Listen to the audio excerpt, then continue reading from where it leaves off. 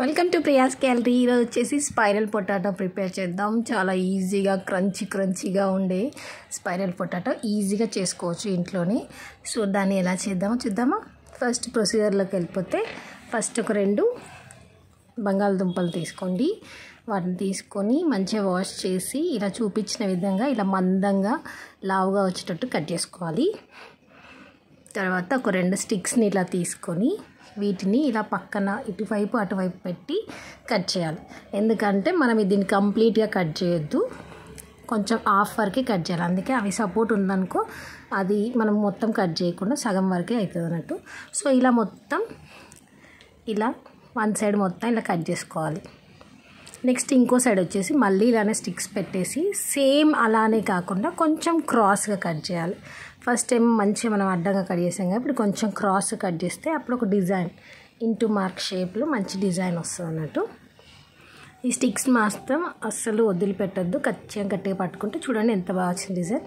So తర్వాత దీంట్లో కొంచెం ఉప్పు వేసి వాటర్ వేసి కాసేపు ఒక 5 minutes అలా ఉంచేయండి. తర్వాత మళ్ళీ అంతా తీస్తే చూడండి ఇలా మంచిగా డిజైన్గా వస్తుంది అన్నట్టు. సో వీటిలో నుంచి ఈ వాటర్ అంతా తీసేసి పక్కన పెట్టుకోవాలి.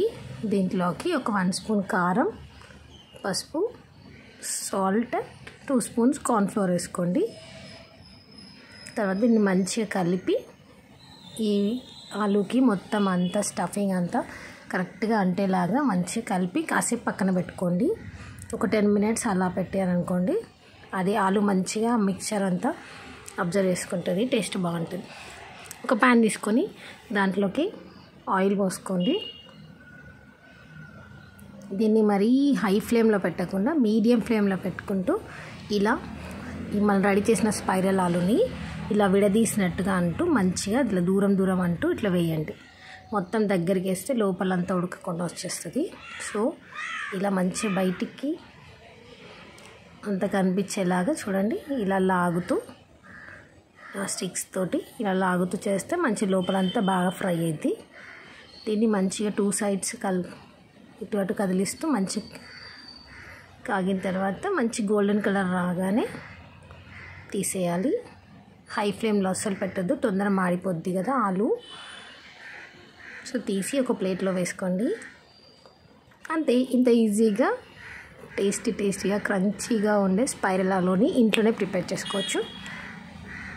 చూడండి ఎంత క్రంచీగా టేస్టీగా ఉందో, చూస్తూనే తినాలనిపిస్తుంది కదా. సో ఇదండి ఈరోజు నా వీడియో. మీకు కనుక నచ్చితే లైక్ చేయండి, షేర్ చేయండి, సబ్స్క్రైబ్ చేసుకోండి.